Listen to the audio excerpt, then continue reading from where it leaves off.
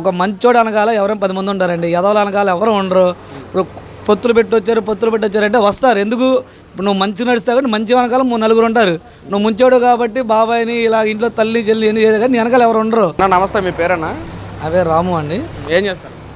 అది battery shop. పరిపాలన start అయ్యి 19 నెలలు పూర్తవుతుంది. అసలు యువత పరంగా అసలు ఏమీ చేయట్లేదు, జాబ్స్ కల్పించట్లేదు. దావోస్ వెళ్ళారు కానీ నార్మల్ ఖాళీ చేతులతో తిరిగి వచ్చారు. అసలు యువత పరంగా చేసిన మంచి ప్రభుత్వం ఏదంటే వైసీపీ ప్రభుత్వం. అసలు ఈ ప్రభుత్వం అసలు యువతను పట్టించుకోవట్లేదు, తప్పుదారి పట్టిస్తుందని చెప్పి మాట్లాడుతున్నారు.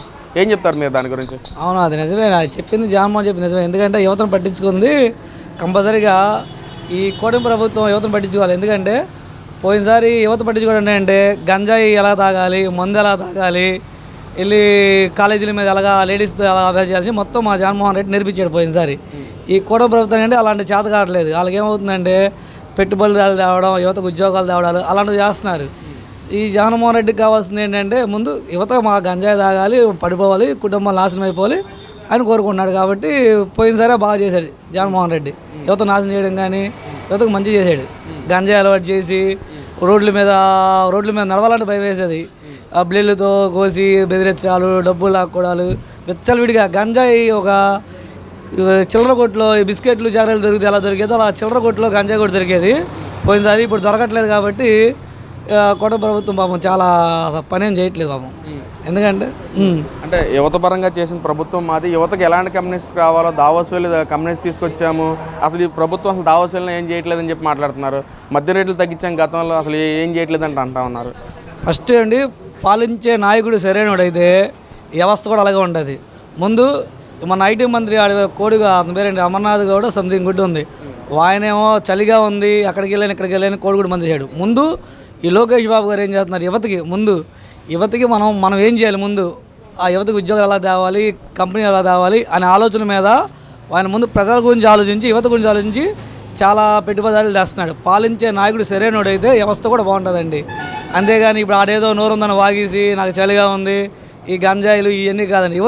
యువతను ఎలాగా దారిలో పెట్టాలి, వాళ్ళకి ఉద్యోగాలు ఏంటి, వాళ్ళు ఎలాగా మన విదేశాలు వెళ్ళకుండా అమెరికా అట్లా వెళ్ళకుండా మన ఇండియా వాళ్ళు మన ఇక్కడ ఎలా ఉద్యోగాలు చేయాలి, ఒక తల్లిదండ్రుల దగ్గర ఉండి ఉద్యోగం చేసుకుని ఎలా ఉండాలనేది కుటుంబం మొత్తం. అలాగే చంద్రబాబు నాయుడు గారు కూడా టిక్కో ఇల్లు ఉన్నాయండి. టిక్కో ఇల్లు ఒక భార్య భర్తలు ఉంటాయి, ఇద్దరు ఉన్నప్పుడు ఒక ఇల్లు ఇచ్చేవాడు, సింగిల్ బెడ్రూమ్ ఇచ్చాడు.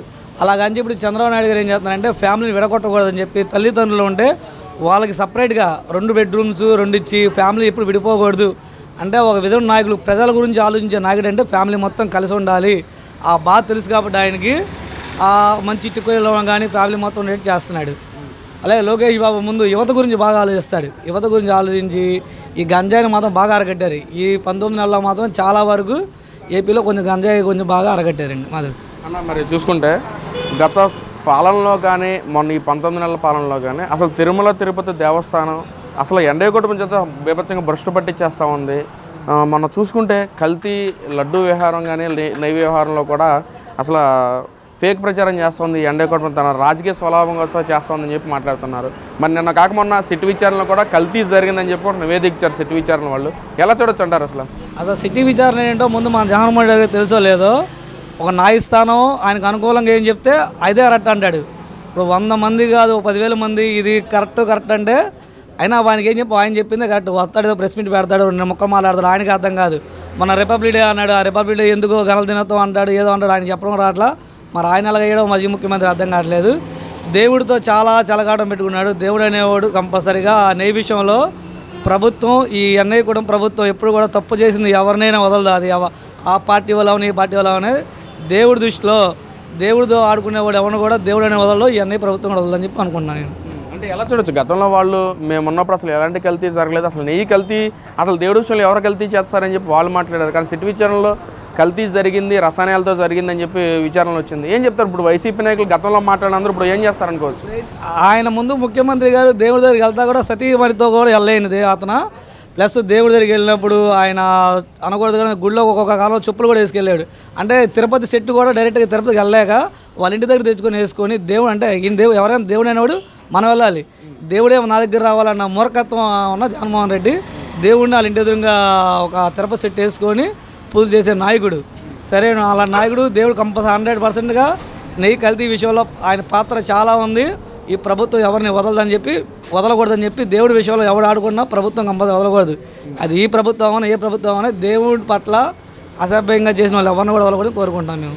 అంటే మనం చూసుకోవచ్చు గతంలో వైసీపీ వాళ్ళు కానీ లేదా అక్కడ వాళ్ళు మాట్లాడటం ఏంటంటే అసలు అక్కడ ఎన్డీఏ కూటమి వచ్చిన తర్వాతే సెక్యూరిటీ విషయంలో బేపచ్చంగా ఫెయిల్ అయిపోయింది. మద్యం సీసాలు కూడా అక్కడ దొరుకుతున్నాయి, ఖాళీ మద్యం సీసాలు కూడా దొరుకుతున్నాయి. అసలు ఏం చేస్తుంది భ్రష్టు పట్టించడానికి కారణం ఎన్డీఏ కూటమి అని చెప్పి కూడా మాట్లాడుతున్నారు. ఎలా చూడొచ్చు అంటారు మరి? ఇదివరకు రీసెంట్గా పెద్ద తిరుపతి కానీ అవసరం లేదు, చిన్న తిరుపతి కానీ పెద్ద తిరుపతి కానీ వెళ్ళాలంటే ఆ రోడ్డు మధ్యలో బడ్డీ కొట్లో కూడా మందు ఉండేదండి. 2019 మామూలు 19లో ఆ రేంజ్లో బడ్డీ కొట్లు అక్కడ కానీ దేవుళ్ళు ఎక్కడ గుళ్ళు అంత దూరం 2-3 కిలోమీటర్లో కూడా మందు అమ్మడం కానీ ఈ గంజాలు కానీ చాలా చేశాడు.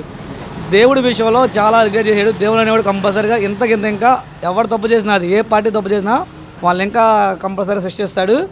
ఇప్పుడు పరిపాలనలో అయితే మొన్న దేవుడి విషయంలో 15 కిలోమీటర్ల అవతల ఏ గుడి ఉన్నా, తిరుపతి అవనే కనకదుర్గం గుడి ఉన్నా, ఏ గుడి ఉన్నా 15 కిలోమీటర్ల అవతల మద్యం కానీ ఏదైనా ఎక్కడ కూడా అమ్మకూడదని చెప్పి ఆ రూల్ అనేది వచ్చిందని అది ఇంకా సక్సెస్ అవుతుందని చెప్పి కోరుకుంటున్నామండి.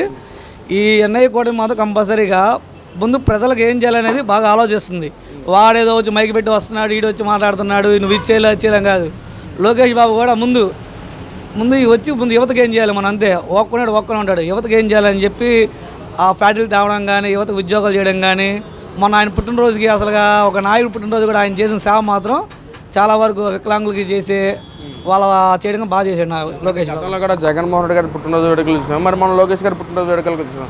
అసలు ఏంటి ప్రజలు ఏది బాగుంది అంటున్నారు అనుకోవచ్చు అసలు? అవునండి, మన జగన్మోహన్ రెడ్డి పుట్టినరోజు వేడుక బాగా జరిగినాయి. ఎందుకంటే ఒప్పుకోవాలి, ఎందుకంటే ఆయన పుట్టినరోజు వేడుకలకు పొట్టేలతో కథలు నరుగుతాం, రపలప ఆడిస్తాము, 2029లో చంపేస్తాము. అంటే ఈ నాయకుడు అనేవాడు సరైనవాడు ఉంటే యువత కూడా సరిగ్గా ఉంటుంది. ఇప్పుడు నేను ఉన్నానండి, నేను షాప్లో ఏమైనా నా బట్టే నాకు షాప్లో కుర్రాడు కానీ నా బట్టి నా కొడుకు కానీ ఉంటాడు.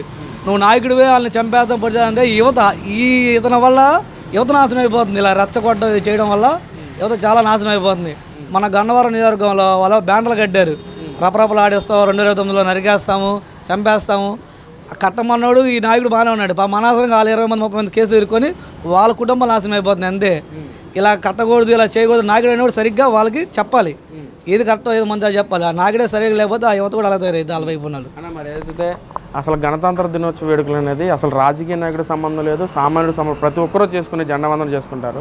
మరి గత 5 ఏళ్ల పాలనలో జగన్మోహన్ రెడ్డి గారు సీఎంగా ఉండి ఇప్పుడు ఎక్స్-సీఎంగా ఉండి మరి ఆయన ఎప్పుడు అంటున్నారు ప్రతిపక్ష నేత నాకు ఇవ్వట్లేదు, ప్రతిపక్ష నేతగా నాకు గౌరవించట్లేదు అని చెప్పి మాట్లాడుతాను. మరి అలా అనుకున్నప్పుడు మరి గణతంత్ర వేడుకల్లో జెండా వందనం కూడా ఎగరలేదని చెప్పి మనం చాలా మీడియాలో చూసాము, సోషల్ మీడియాలో కూడా ట్రోల్ అవుతుంది. అసలు ఎందుకని జగన్మోహన్ రెడ్డి గారికి అసలు రాజ్యాంగం పట్ల కానీ లేదా దీని మీద ఎలాంటి గౌరవం ఉందనుకోవచ్చు? అసలు ఆయనకి ముందు రాజ్యాంగం మీద గౌరవం లేదు.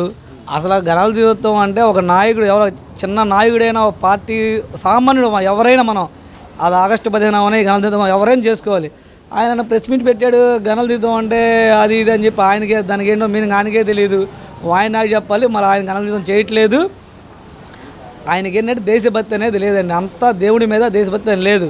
ఆయన బ్రిటిష్ కాలంలో బ్రిటిష్ వాళ్ళతో పాటు బ్రిటిష్ కాలంలో ఉండాలి, సోనియా గాంధీ వాళ్ళతో పాటు బ్రిటిష్ కాలంలో ఉండాల్సిన వ్యక్తి ఆయన. అలా ఈ మన దరిద్రం కొద్దీ ఇలాగ ఆంధ్రప్రదేశ్లో పడ్డాడు ఆయన. అంటే మరి పక్కన మాట్లాడుతున్నారు, మరి 2029లో మేమే గెలుస్తాము, ఎవరిని వదిలిపెట్టడం అంటా ఉన్నారు. మరి ఏంటన్నా మరి 2029లో ఆయన కాదు, ఆయన వైపు ఉన్న వాళ్ళగా మొన్న ఆయన బత్తా సత్యనారాయణ కానీ వాళ్ళ నాయకులే చీకొట్టి ఈ విజయసాయి రెడ్డి వీళ్ళందరూ కూడా ఈ కూటమి ప్రభుత్వంలో వస్తా ట్రై చేస్తున్నాడు. ఒక మంచోడు అనకాల ఎవరైనా 10 మంది ఉంటారండి, ఎదవలు అనకాల ఎవరు ఉండరు. ఇప్పుడు పొత్తులు పెట్టొచ్చారంటే వస్తారు. ఎందుకు? ఇప్పుడు నువ్వు మంచి నడుస్తావు కాబట్టి మంచి వెనకాల 3-4 ఉంటారు. నువ్వు ముంచోడు కాబట్టి బాబాయిని ఇలా ఇంట్లో తల్లి చెల్లి ఎన్ని చేసే కానీ వెనకాల ఎవరు ఉండరు. ఇంకెవరు ఉంటారు? వాళ్ళు ఇంకా మంచి దగ్గర 4 ఉంటారు ఎప్పుడు.